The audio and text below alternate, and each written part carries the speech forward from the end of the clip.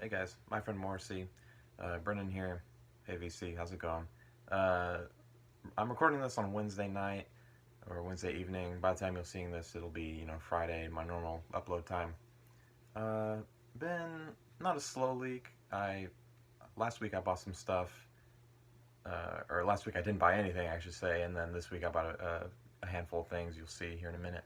Um, exciting thing going on. I got my 100 subs contest going strong. I've got 5 entries so far. Um, Again, if you have made an entry, and I have a list of the 5 that I've received. If you've made an entry and your name is not on this list, let me know in the comments, and don't leave a link to the video because it might not show up in the comments. It might mark it as spam for some reason. YouTube just does that. Anyway, the 5 that I have here are Andy from Andy's Vinyl Den. I have Lisa, David Guerre, I think that's how you say her name, I'm sorry, Jeff Kempen, and Cold Wax Minnesota, who just uploaded his today. All really great entries. A good chunk of channels that I'd never heard of before. And I've since subbed to, I don't think I was subbed to the last 4 of those channels already. So thank you guys for entering. Got 3 more weeks for everyone else who still wants to enter. I think the date is, I don't remember. It's 3 Fridays from whenever you're seeing this, basically. Second thing about the prize pack, which, again, the 2 records that I am giving away, the first one being Fleet Fox's Crack Up, one of my favorite albums of this year, and then another album from this year, brand new, their album Science Fiction just came out. And about the band Brand New, kind of depressing news about their singer.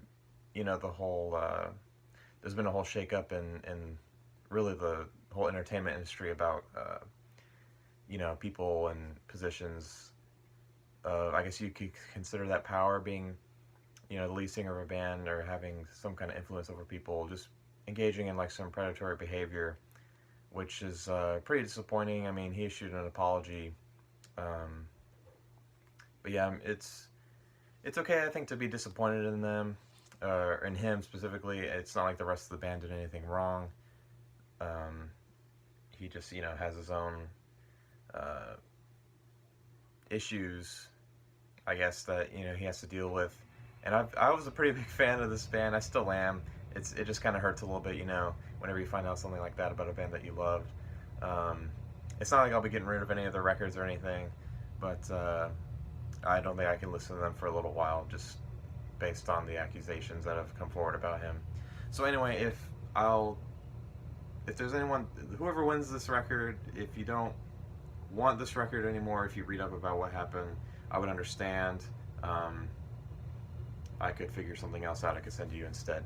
And if you don't care, I still think it's a good album musically.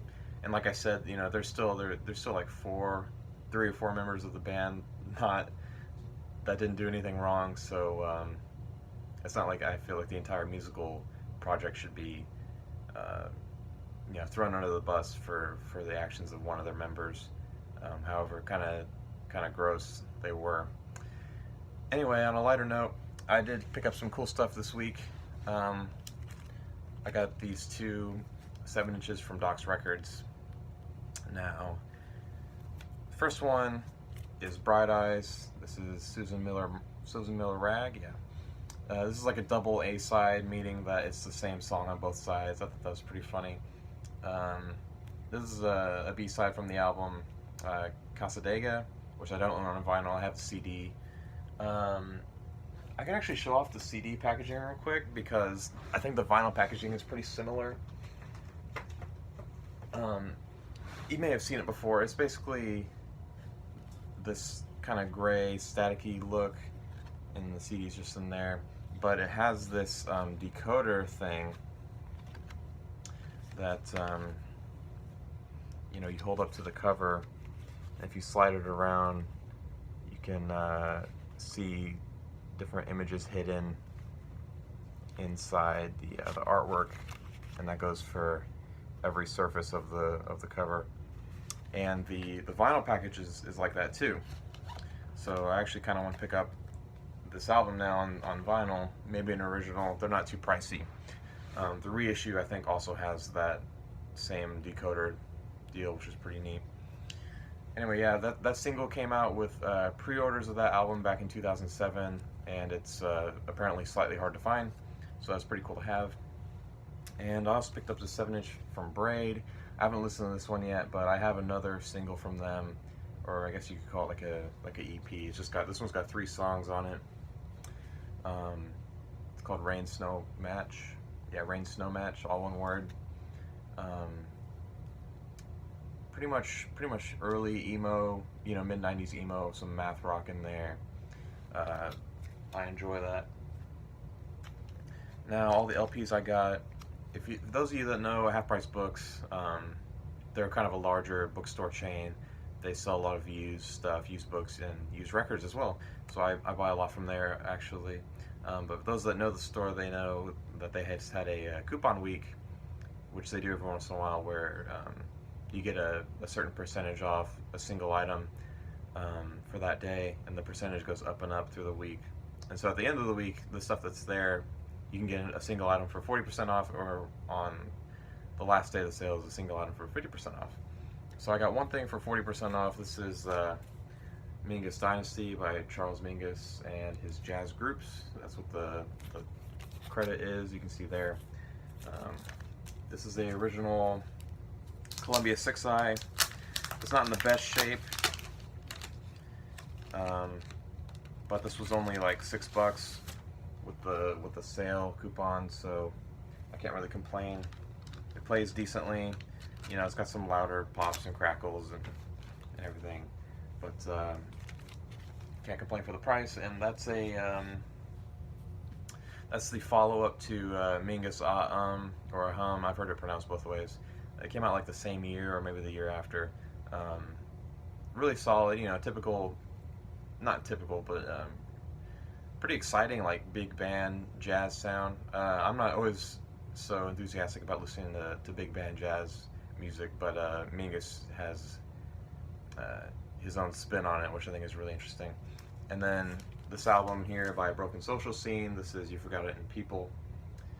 This is the repress, I think just came out like maybe this year or last year or something like that. How can I really describe this album? I guess you could say it's a little bit of post-rock, a little bit of like experimental pop, and some hints of it's definitely guitar driven, I would say, but it's got a few hints of some aggressiveness in there, which I always appreciate. And this was pretty hard to find on vinyl for a while, and this is the record that I got for 50% off, so this was like, you know, $11. Can't complain with that. That's just standard black vinyl. Now, this band, I'm sure most of you have heard of by this point. This is King Gizzard and the Lizard Wizard, sorry.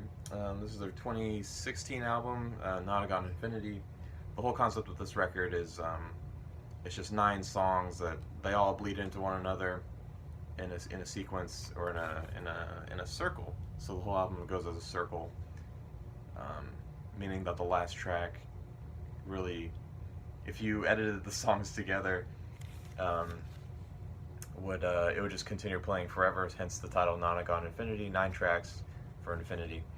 And this band has put out 4 albums so far this year. They just put out one this week, or they're going to put it out this week. And the cool thing they're doing with that one is they've encouraged people to, well, first of all, it's a free download for that new album, so I would suggest going to check that one out. I haven't heard it yet, but it's a free download, and they're giving away the masters for free for anyone to use. They're encouraging people to start up their own record labels and just press the record, make CDs and tapes and everything, whatever you want to do.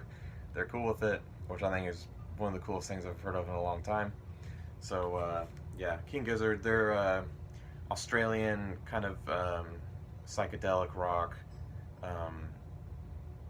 This album has a bit of a lo-fi aspect to it, but I think that kind of adds to the appeal. They have some different sounds on different records. I would suggest checking out this one, the new one that's going to be free, I would check out, and then their first album from this year, Microtonal Banana, or Flying Microtonal Banana, is pretty cool as well. I also picked up the album Blood and Chocolate by Elvis Costello and the Attractions. If you guys watch Jeff Party, you know he loves Elvis Costello, and he talks about this album all the time. And so it had been on my want list for a little while. I had just been kind of casually looking for it, and I finally found a pretty cheap, super clean copy. It was $8, you know, at Doc's Records. So I picked it up. I don't love everything Elvis Costello has made, but this album is pretty solid to me. Not really a bad song on it. I was about to name some favorites, but I think they're all good. Another classic here that I didn't have before, Jimi Hendrix Experience. Are You Experienced? I had seen this around a lot, but didn't really feel like paying more than like $15 for it, and I found a nice $6 copy at Doc's. So everyone knows that album. Everyone knows this album as well. This is the Beatles' White Album. I had shown the White Album before. I had a copy, like a late 70s US purple capital label pressing. This is also a US pressing. You can see the number stamped and the embossed text, the Beatles. Covers in actually pretty decent shape. I've seen way worse White Album covers. No, it's got a little bit of splitting here on the ends, but it doesn't really bother me. It didn't have any of the inserts, but I did have inserts with my other copy anyway, so I just kind of transferred them over. You know, the Beatles photos, and then it's got the poster in there as well, and it's just on the green Apple label, which is one of the all-time classic labels in terms of visuals anyway. And I'll show the poster real quick. I won't unfold it because it's kind of a big one, but yeah, there's the famous poster. And probably the coolest part about this, same thing as the Jimi Hendrix, this was only $6. Definitely the cheapest I've seen this album, and it's not trashed, which is pretty awesome. I've been wanting an original copy for a while. Same thing with this one. This is the Kinks, or the Village Green Preservation Society. I had a Canadian repress of this, I think from 1980. It didn't have like a barcode or anything, which was kind of weird, but it wasn't a gatefold jacket like this one is. This isn't an original US pressing, but it is a vintage one, at least. You can see the Warner logo there on the rim. I think that denotes it as a late 70s pressing of this album. Sounds awesome, super clean, as you can see. Cover looks like fresh out of the shrink wrap. Super cool to have that. That's one of my all-time favorite Kinks albums, as I'm sure it is for many people. Just great pop psych. And this last one is pretty exciting. I've been wanting this for a while. This is an online purchase. This is just Dennis Wilson, Pacific Ocean Blue. I'll go ahead and show the, I got the inner sleeve in there. Inner sleeve is in the gatefold. It's got lyrics, you know, his name. This is a, this is a full gatefold, or the full outside cover, I should say, and then the gatefold's in here. Great photos.